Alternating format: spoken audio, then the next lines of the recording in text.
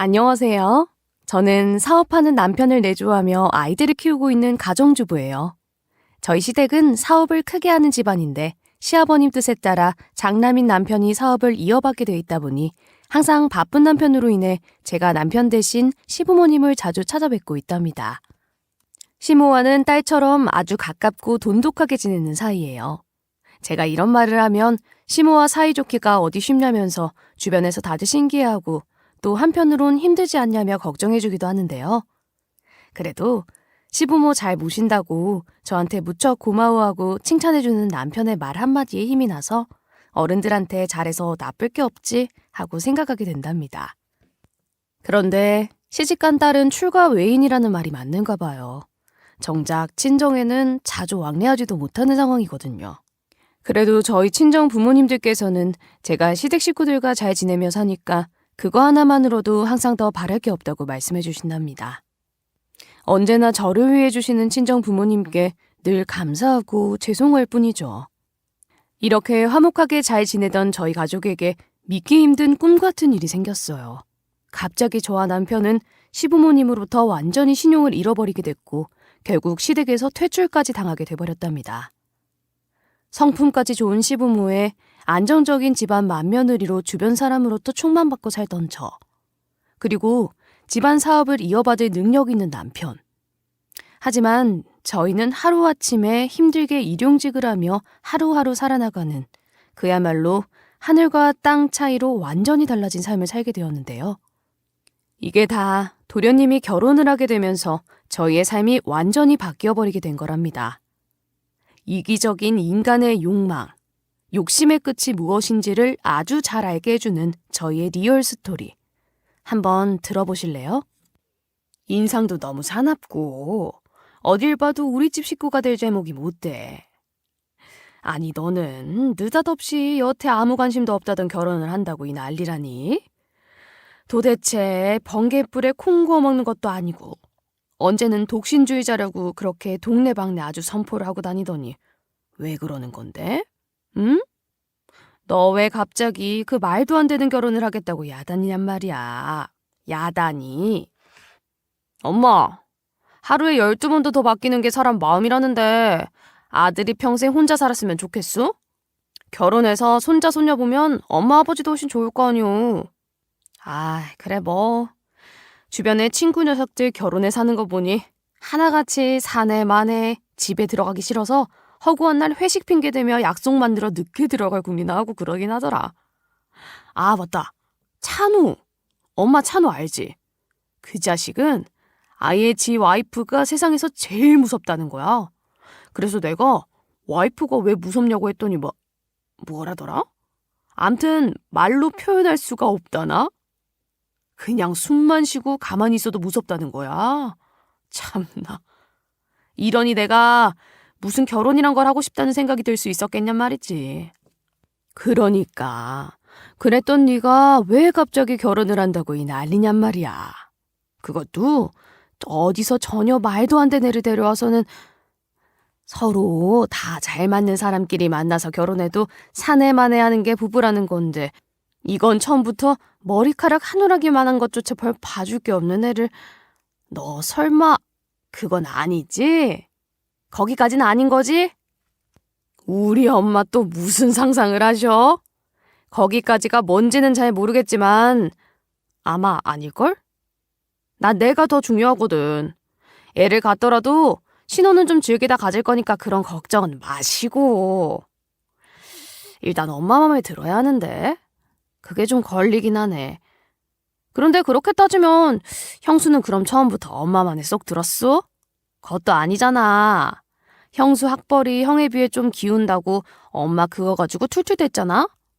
사실 형수 학벌 정도면 어디 가서 빠지지도 않는데 안 그래요? 어디 가서 빠지진 않는지 몰라도 암튼 학벌만큼은 네 형이랑 차이가 나는 건 사실이지 뭐. 그나마 네 형수는 친정이 기울진 않았으니까. 사돈 어른들한테 가정교육을 아주 잘 받고 자라 품격도 있고 해서 사업하는 네 형 내조 하나는 잘할 거라 믿었지. 그러니까 지금 봐라. 내 생각대로 네 형 내조 하나는 둘째가라며 서를 정도 아니냐. 엄마도 참. 우리 엄마 말 바꾸시는 거 하나는 여전하셔. 너무 말 없는 형수 성격 때문에 속이 터져 못 봐주겠다고 할 땐 언제고 그게 어느새 품격 있는 며느리로 바뀌셨어? 암튼 나 빠른 시일 내에 결혼 날짜 잡을 테니까 그렇게 알아요. 사업에도 결혼에도 일절 관심 없던 도련님은 어느 날 갑자기 결혼을 하겠다고 집안에 통보를 하다시피 한 거예요. 도련님이 결혼하겠다고 데려온 여자는 모든 조건이 시모의 마음에 들지 않았는데 단 한 가지. 학벌만큼은 시모가 딱 원하던 미국 명문대 졸업생이었던 거예요. 게다가 경영학 전공. 나도 모르겠다. 이제 둘째가 평소엔 저렇게 철없고 생각 없어 보여도 한번 맘먹은 건 누가 뭐래도 무조건 아니니. 그런데 그 애는 인상부터가 날카롭고 인정머리도 없게 보이던데 어디가 그렇게 좋다고 참. 그래도 어쩌겠냐. 저렇게까지 결혼하겠다고 못을 박으니. 네 아버지도 그냥 학벌 하나 보고 위안 삼고 결혼시키라고 하시니까 그래야지 뭐 별 수 있겠냐? 네, 어머니. 잘 생각하셨어요. 사람 다 완벽할 수 있나요? 무엇보다 도련님이 좋아하시니까 혼자 있는 지금보다야 결혼하시면 모든 면에서 훨씬 좋아지실 거예요. 좋은 일인데 가족들이 축하해줘야죠. 그래야 도련님이나 또 결혼할 그분에게도 행복한 결혼이 될 테니까요. 저희가 준비할 건 빠짐없이 알아서 어머니 신경 안 쓰이게 할게요. 그래, 그래야지 뭐 어쩌겠냐. 둘째는 사업에는 일절 관심 없고 저렇게 자기 고집대로 음식 장사한다고 무슨 밥집이라 그랬나? 암튼 저러고 있는 것도 속이 터지는데 참 자식 겉을 낳지 속을 낳냐는 말이 그게 내 얘기가 될 줄 누가 알았니?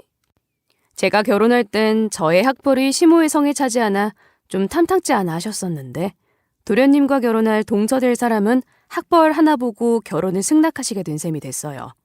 우연치고는 참 신기했죠. 암튼 우여곡절 끝에 도련님은 결혼을 했어요. 그때가 결혼하고서 3개월이 좀 지났을 때였나? 갑자기 서방님이 여태 운영하던 밥집을 그만두고 아예 시댁 회사로 들어오겠다는 거예요. 시부모가 그렇게 하지 말라고 말려도 끝까지 고집 피우며 하던 밥집을 그만한다는 것만으로도 놀랄 일인데 시댁 사업을 하겠다며 회사로 들어온다는 건 더 믿을 수가 없는 일이었죠. 얘기 듣고도 믿기지가 않더라. 아니 네가 어쩐 일이야? 갑자기 너 혹시 하던 장사가 뭐 잘못되기라도 한 거야? 잘못되긴 우리 가게 이래봬도 알아주는 맛집이야. 형도 잘 알면서 그런 섭섭한 소리를 하셔.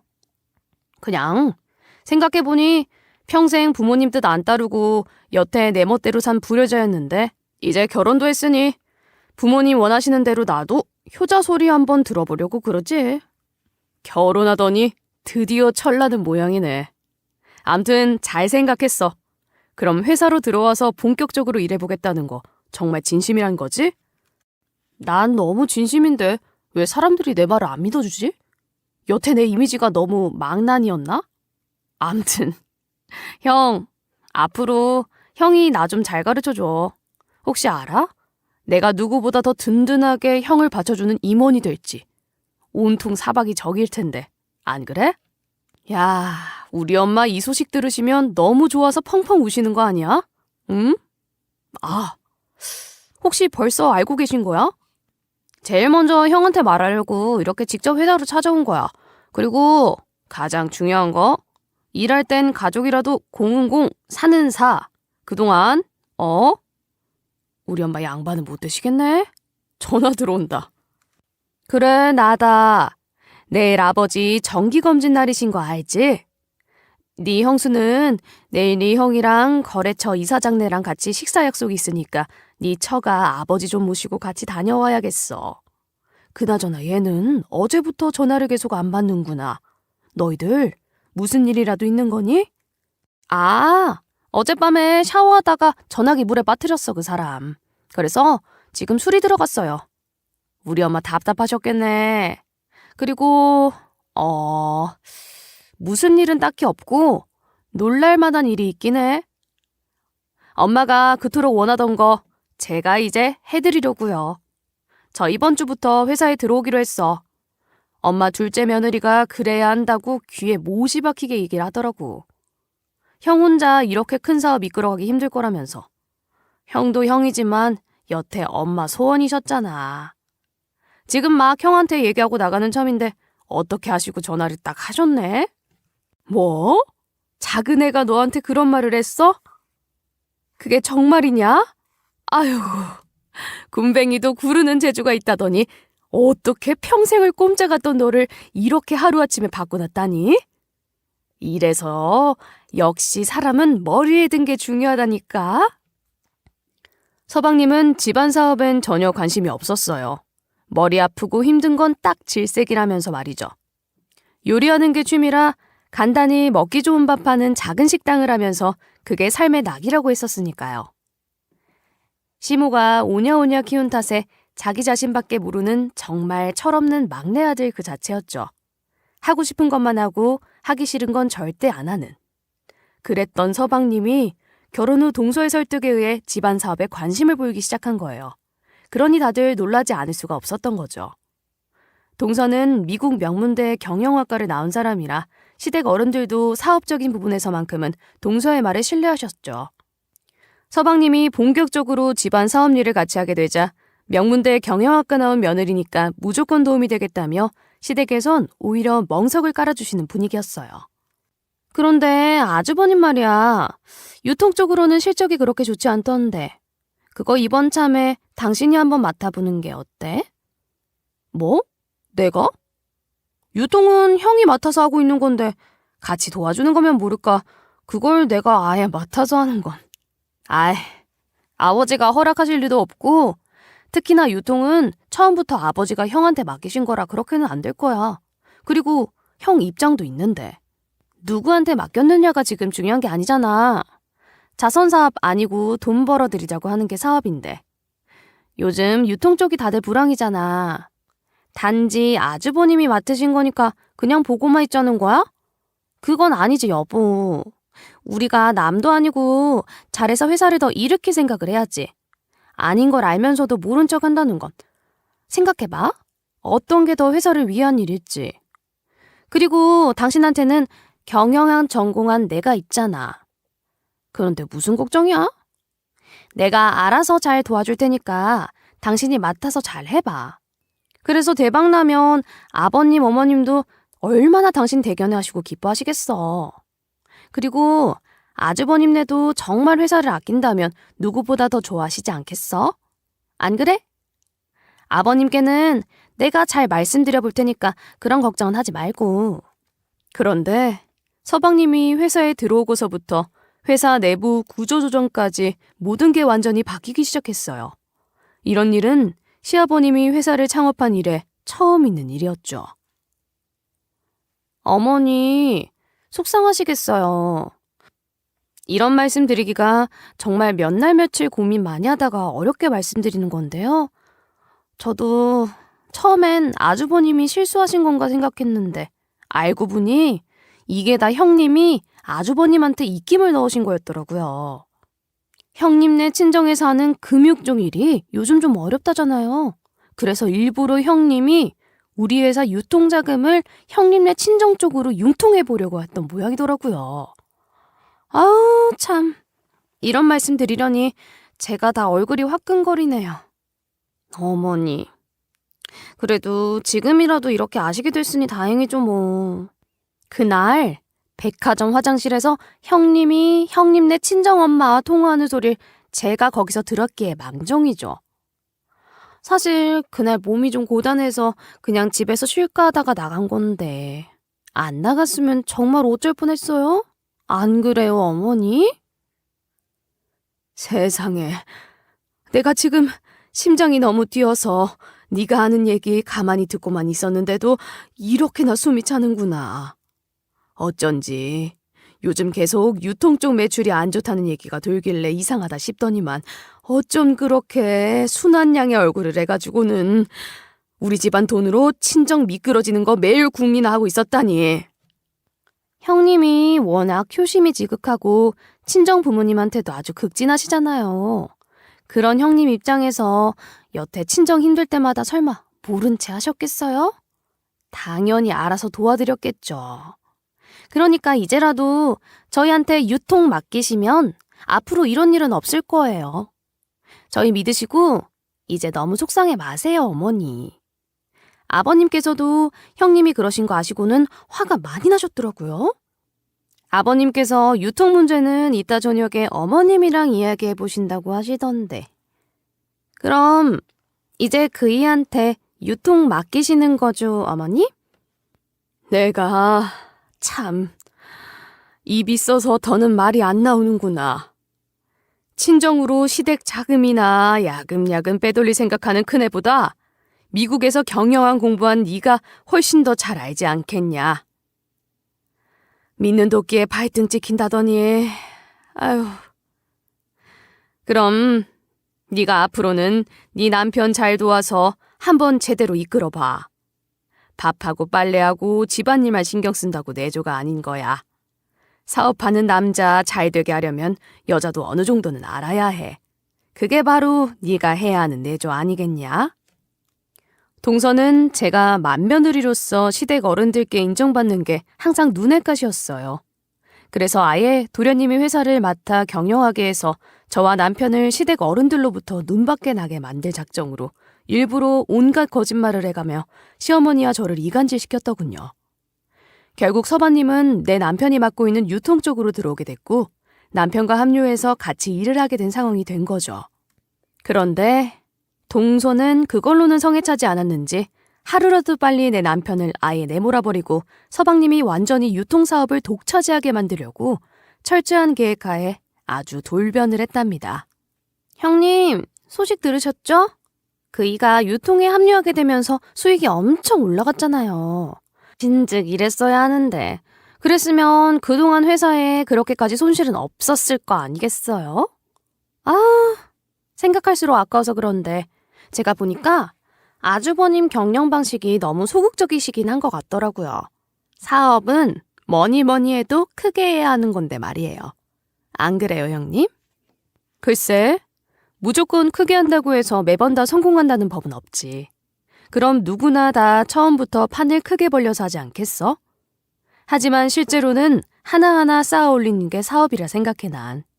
아버님도 그이도 지금까지 그래왔고. 어쨌거나 이번 유통 수익은 도련님이 힘을 많이 써주셔서 그이도 그렇고 나도 고맙게 생각하고 있어. 어머, 무슨 고맙다는 말까지. 우리가 어디 남인가요? 다 같이 가족인데요, 뭘. 그래도 형님은 아버님, 어머님이 인정해주시는 맏며느리시잖아요. 저는 형님 볼 때마다 그게 얼마나 부러웠다고요. 특히 어머니는 저한테 뭐든 무조건 형님한테 물어보고 하라고 그러셨잖아요.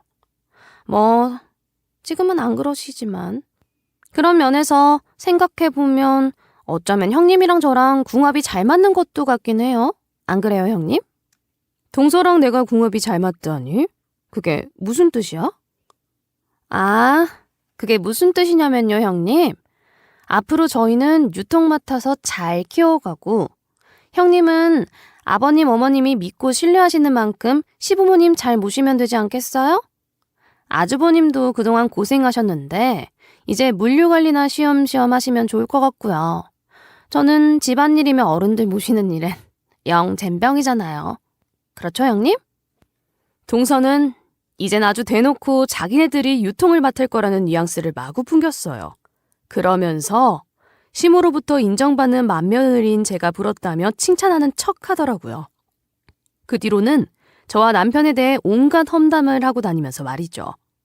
동서의 속내는 남편이랑 저는 유통에서 그만 손 떼고 시부모님이라 잘 모시라 그거였죠. 아니 그게 무슨 말이에요, 재수씨? 이번에 경기가 워낙 불황이라 다들 엄청난 손실이 나고 있는 상태지만 다행히 우리 회사는 아직 큰 손실만큼은 피해가고 있는데 이건 총회에서 이미 간부들과 내가 오래전부터 이럴 경우를 대비해서 미리 대처 방안을 만들어왔기 때문이에요. 그런데 이대로 가다간 쥐도 새도 모르게 곧 폭락할 거라니. 다짜고짜 그게 무슨 말이에요? 그리고 간부들을 바꿔야 한다뇨. 저는 도저히 재수씨가 지금 무슨 말을 하는 건지 이해할 수가 없네요. 제 말 무슨 뜻인지 모르시겠으면 형님한테 가서 여쭤보시던가요. 아 참, 어머님께 여쭤보셔도 되겠네요. 이미 어머님뿐만 아니라 아버님까지 다 아시고 계시니까요. 그래도 당사자인 형님한테 확인하시는 게 좀 더 정확하지 않겠어요? 그동안 유통자금이 쥐도 새도 모르게 어디로 새어나가고 있었는지는 형님이 제일 잘 아실 테니까요. 동서는 계획적으로 시댁 사업에 문제를 만들어버리고 그걸 나와 남편 탓으로 뒤집어 씌워버렸어요. 저희를 시댁과 회사로부터 완전히 떼내어버리기 위해 동서는 일부러 이런 말도 안 되는 일을 벌였던 거예요. 도련님마저도 철저히 속여가면서 말이죠. 이런 일이 몇 차례 계속 반복되자 시댁 사업이 결국 어려운 위기에 처하게 돼버렸답니다. 시부모님 역시 동서만 믿고 이 모든 상황이 저와 남편의 탓이라며 단단히 역정을 내셨어요. 도대체 아무리 욕심이 모가지 끝까지 차올랐다고 해도 그렇지 어떻게 네가 우리 집안을 이 지경으로 풍비박산을 만들어버린단 말이야? 작은 애가 유통경영을 맡게 될까봐 그렇게도 배가 아팠니? 그래서 못 먹는 감 찔러나 보자 하며 말도 안 되는 온갖 참경질을 해서 네 남편을 조종해? 아버지가 힘들게 만들어 온 회사를 네가 이렇게 일부러 주저앉혀버리려고 하다니. 어떻게 인간이 이런 짓을 할 수가 있어? 어머니, 아니에요 어머니. 제가 무슨 경영의 경자도 모르는데 제가 회사를 주저앉히다니요. 제가 왜요? 저는 한 번도 회사 일에는 관여하거나 그이한테 뭐라 한 적이 없어요, 어머니. 지난번 그이도 저한테 어머니랑 비슷한 말을 하길래 무슨 말인지 그이랑 자세히 이야기를 해봤는데 동서 입에서 나온 말들은 전부 사실이 아니었어요. 심지어 저희도 모르는 것도 투성이었어요. 그렇지 않아도 아버님, 어머님께 말씀드리려고 했는데 아니에요, 정말. 어머님, 저희는 전혀 모르는 사실이에요. 윗사람이면 윗사람답게 인정할 건 인정이라도 해라. 그래야 덜 추해지는 법이야. 너희가 능력 안 돼서 동생네가 유통을 맡게 될까봐 그거 막으려고 차라리 못 가질 거면 주저앉혀버리고 말자 싶었냐? 어떻게 그런 욕심을... 작은 애 덕에 겨우 위기는 면했으니 망정이지.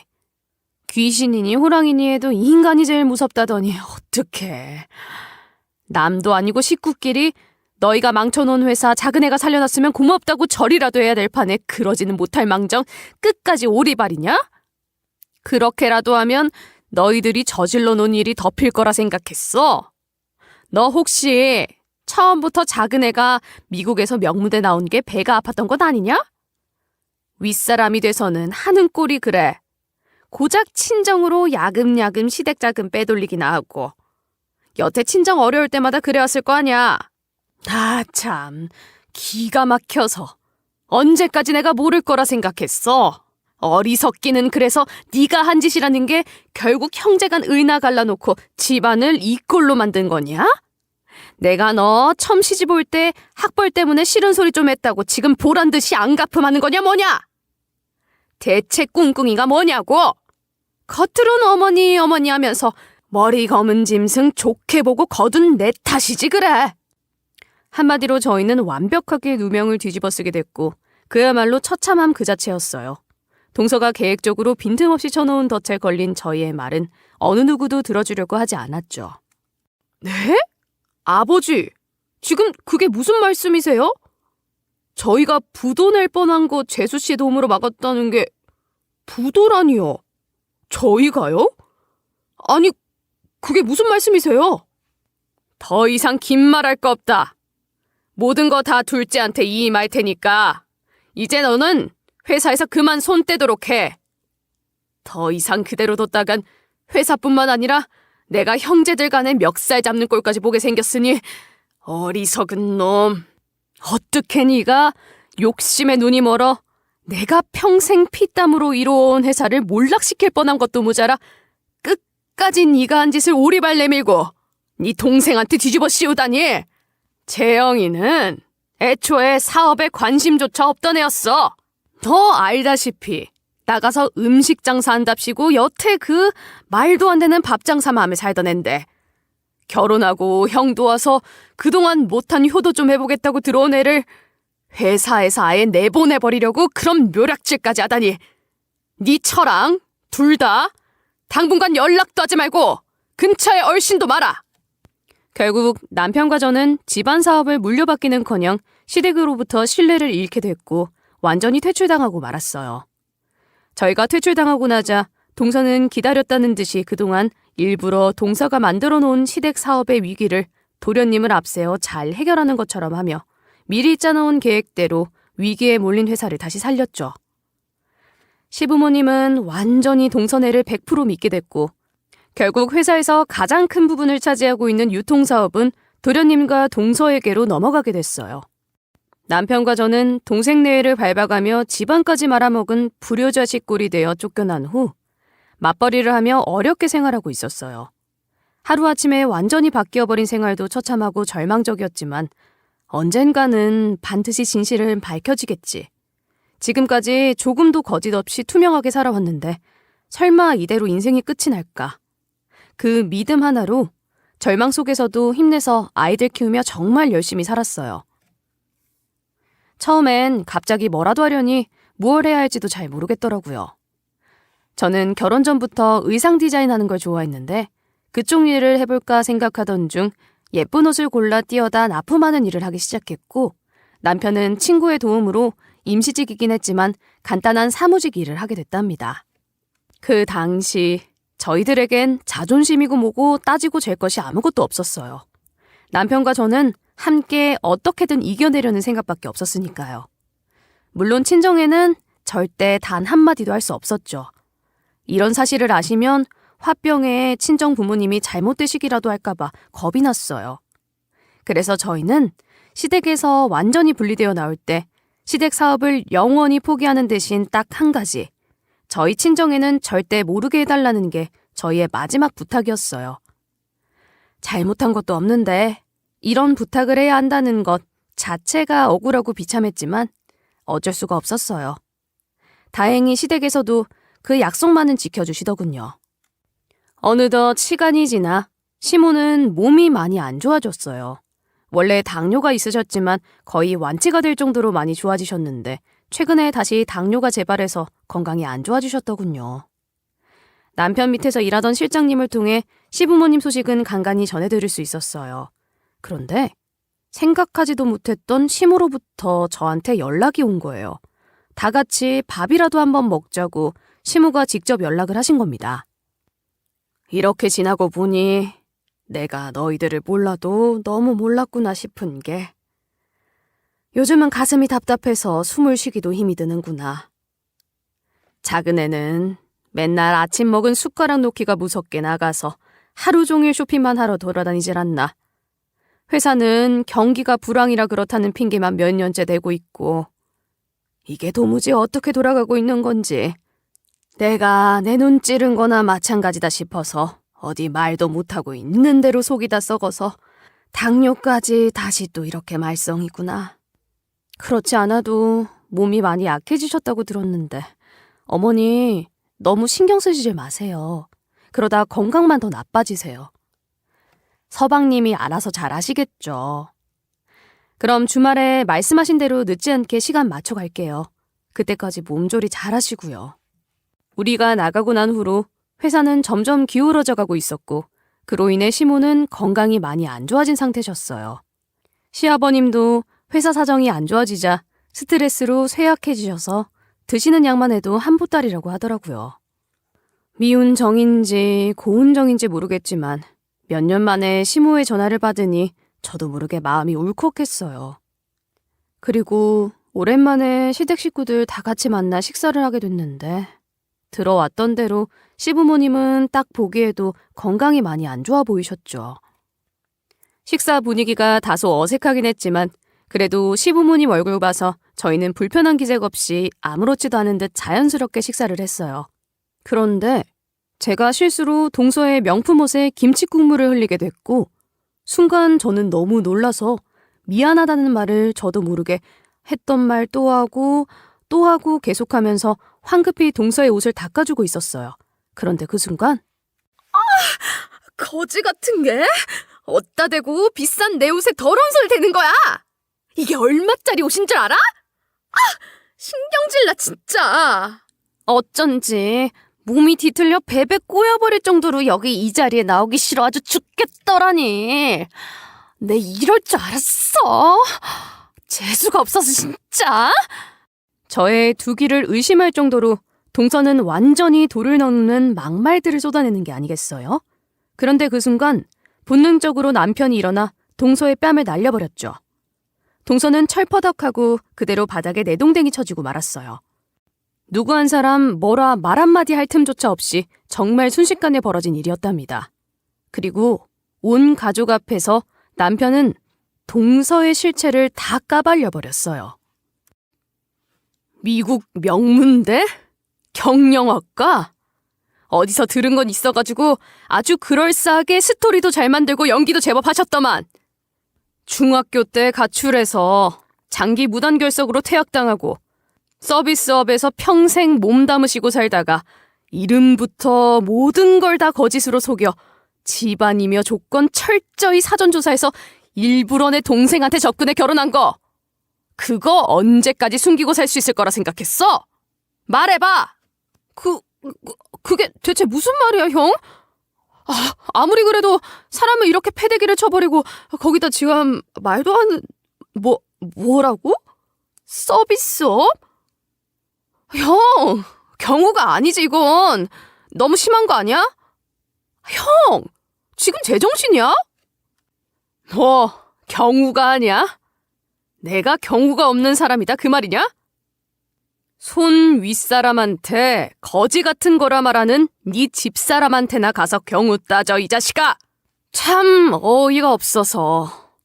결혼해서 저런 여자를 우리 집안으로 끌어들인 네 입에서 할 소리는 아닌 것 같은데. 도대체 누가 경우가 없는 건지 따질 때 따지더라도 정신 차리고 저 여자 정체나 똑바로 알고 와서 따져. 내 말 못 믿겠으면 네가 직접 확인해 보던가. 동서의 실체는 한마디로 머리부터 발끝까지 완벽하게 다른 사람이었어요. 미국 명문대는커녕 중학교 때 사고 쳐서 퇴학당하고 그 이후 서비스업에서 계속 일하다 일부러 인생 역전할 작정으로 이름부터 모든 걸 다 속여서 도련님께 접근해 결혼까지 했다는 사실을 남편이 알게 된 거죠. 내가 너무 고생하며 사는 게 항시 맘 아팠던 남편은 이런 충격적인 사실을 알게 됐으면서도 차마 내게 말을 못하고 있었던 거예요. 시댁에서 퇴출당한 후 아이들 키우며 가정을 지키고 살아야 한다는 오직 그 생각 하나뿐이었던 남편은 자존심 다 버리고 성형외과 의사인 남편의 가장 친한 친구의 도움으로 그 친구가 운영하는 병원 원무과에서 사무직으로 일을 하고 있었는데 바로 그 병원에서 남편이 동서의 기막힌 실체를 다 알게 된 거랍니다. 여보세요? 네, 그럴게요, 사장님. 네, 그럼 들어가세요. 여보, 내일 옷 납품하는 곳 사장님이 주문량이 많다고 물건 좀 추가해서 보내달라고 연락 오셨는데 당장은 물건 더 살 돈이 이번 달은 좀 빠듯하겠지? 당신 하는 일인데 당연히 사야 하는 거 아니야? 다른 건 몰라도 그건 사야지. 내가 카드 줄 테니까 이걸로 사. 당신도 아직 월급날 이르면 멀었잖아. 난 혹시나 하고 물어본 거야. 안 되면 이번 달엔 그만 납품하고 다음 달에 해도 되니까 괜찮아 여보. 무슨 소리야. 그게 아끼더라도 다른 걸 아끼던가 해야지. 주문 많이 들어오면 좋은 거잖아. 당신 일하느라 고생하는데 그조차 내가 못 받쳐주면 말이 안 되지. 이게 다 누구 때문에 당신이 지금 이 고생을 하며 살고 있는 건데. 이런 생각만 하면 정말 당신한테 너무 미안해서 내가 참 할 말이 없어. 자, 카드 줄 테니까 내 지갑이 어디 있지? 이상하다. 지갑이 없어? 잘 찾아봐.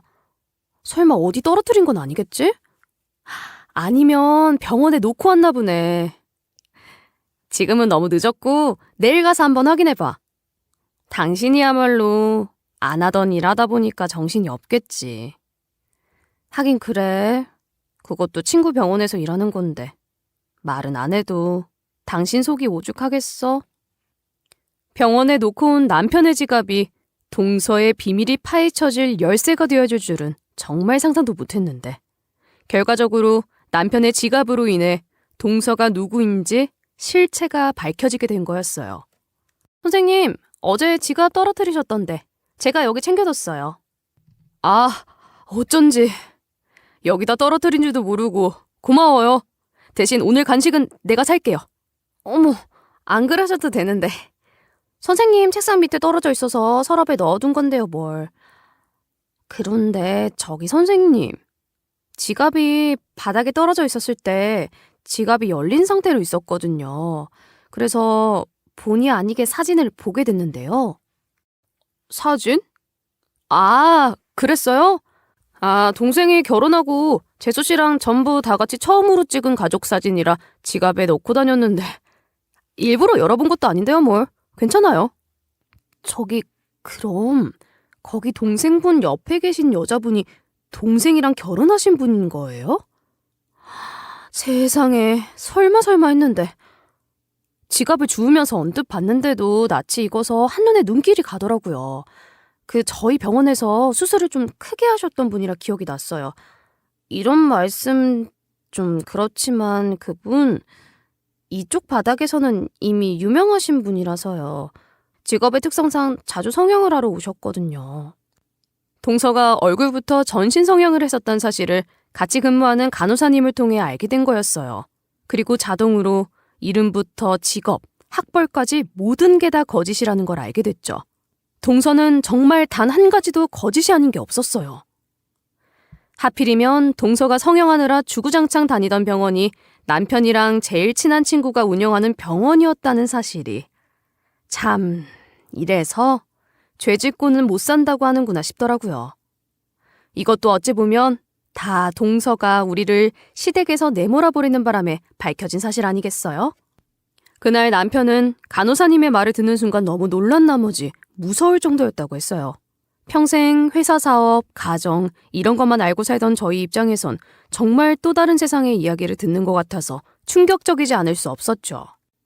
자신의 비밀이 이런 식으로 들통날 줄은 전혀 생각지도 못했던 동서는 순간적으로 빠져나갈 머리를 굴렸는지 기절하는 척 생쇼를 하더니 누구도 동서의 그런 생쇼에 반응이 없자 갑자기 오리발을 내밀기 시작하는 거예요. 아니에요! 다 거짓말이에요! 지금 당신들 소설 쓰는 거야, 뭐야? 어머니! 아버님한테서 퇴출당하고 나니 어떻게든 다시 들어올 목적으로 지금 저를 모함하고 있는 거라고요! 쫓겨나서 추락해 살더니 영혼까지 팔아먹으신 거예요? 네? 예, 아니 이게 대체 무슨 말이라니? 이름부터 거짓이라는 게 무슨... 여보, 당신은 얘들이 지금 무슨 얘기를 하는 건지 아시겠어요? 알면 설명 좀 해줘봐요. 나는 도대체가 이게 무슨 말인지. 어머니, 더 이상 들을 것도 없어요. 아주버님이 저희한테 유통사업 뺏긴 것 때문에 저러는 거라고요. 장난하는 것도 아니고 어떻게 식구끼리 저를 이렇게까지 모함할 수 있는 거죠? 그동안 많이 힘드셨나 보네요. 아주 제정신이 아닌 것 같은데. 어머니, 그러니까 그만 일어나서 저랑 같이 집으로 가세요. 더 이상 여기 있을 이유가 없어요. 적당히 하시죠. 아무것도 모르고 당신한테 속은 불쌍한 내 엄마 더 이상 농락하지 마시고. 여기 증거가 이렇게 다 있는데 그래봐야 당신만 더 추해져, 알아? 이런 경우에 얼마든지 진료 기록 확인할 수 있다는 것쯤은 알고 있겠지? 설마 했는데 참 끝까지 우리를 정신 나간 사람들 취급해가면서 뻔히 눈에 다 보이는 거짓말을 하다니. 이 한심한 여자야. 손바닥으로 하늘을 가려. 그리고 재영이 너 아직 상황 파악 안 되나 본데. 이럴 줄 알고 진료 기록부터 다 가지고 왔으니 자, 네 눈으로 직접 확인해 보던가. 남편이 서방님에게 동서의 실체에 대한 증거를 들이미니까 서방님은 그제서야 좀 실감이 난 모양인지 얼굴이 사색이 돼버렸어요. 그리곤 얼마간 서방님도 자기 나름 동서를 뒷조사했고 우리 남편이 말한 내용들이 전부 다 사실이라는 걸 확인하고 나서야 동서와 이혼을 진행하더군요. 어제 이혼했어. 완전히 깨끗하게 떼어내버렸어. 이 상황에서도 이혼 안 한다고 끝까지 버티더라고. 여기 한번 봐봐. 이렇게 중학교 퇴학당한 것까지 서류 보여줬더니 그제서야 겨우 조용히 입 다물더라. 중학교 때 사고 친 건 좀 부끄럽긴 했던 모양인지. 하여간 어찌나 질기게 버티던지. 기가 다 빨리더라니까. 아버지, 어머니께도 말씀드렸어? 완전히 정리 다 했다고 너 받아주지 말라고 아버지가 네 형수한테까지 전화하셔서 단단히 일러주시더라. 아무튼 끝까지 이혼 안 하려고 괜히 성가시게 나오면 어쩌나 신경 쓰였는데 다 해결됐다니 다행이네. 직접 가서 뵙고 말씀드리려 했는데 2번 다시는 얼씬도 하지 말라시니 이제 내 연락은 아예 받지도 않으셔. 당분간은 안 보실 작정인 것 같은데 형이 대신 말 좀 잘해줘. 그래서 말인데 저기 예전에 하던 작은 밥집이라도 하나 해서 다시 어떻게든 살아야 할 것 같은데 형이 나 좀 도와줘. 형이 가게만 차리게 해주면 내가 어떻게 해서든 다 갚을게. 그러니까 형수한텐 비밀로 하고 좀 도와줘.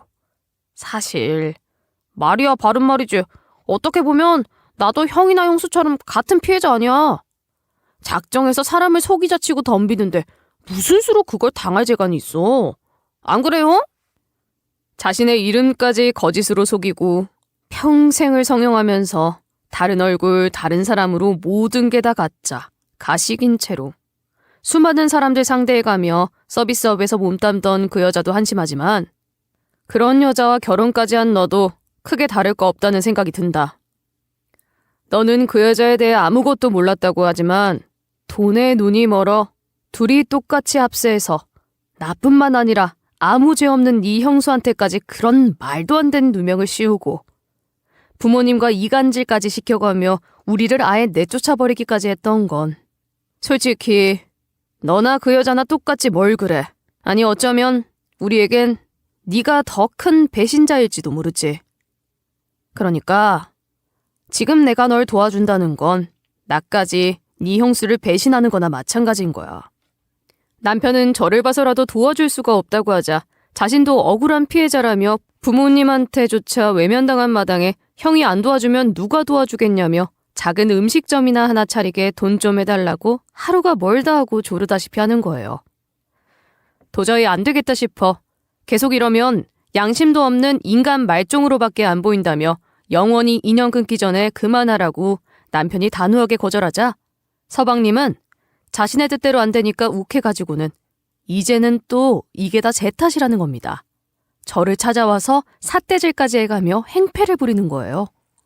처음부터 형수가 그 사람을 질투하는 바람에 이렇게 된 거 아니에요.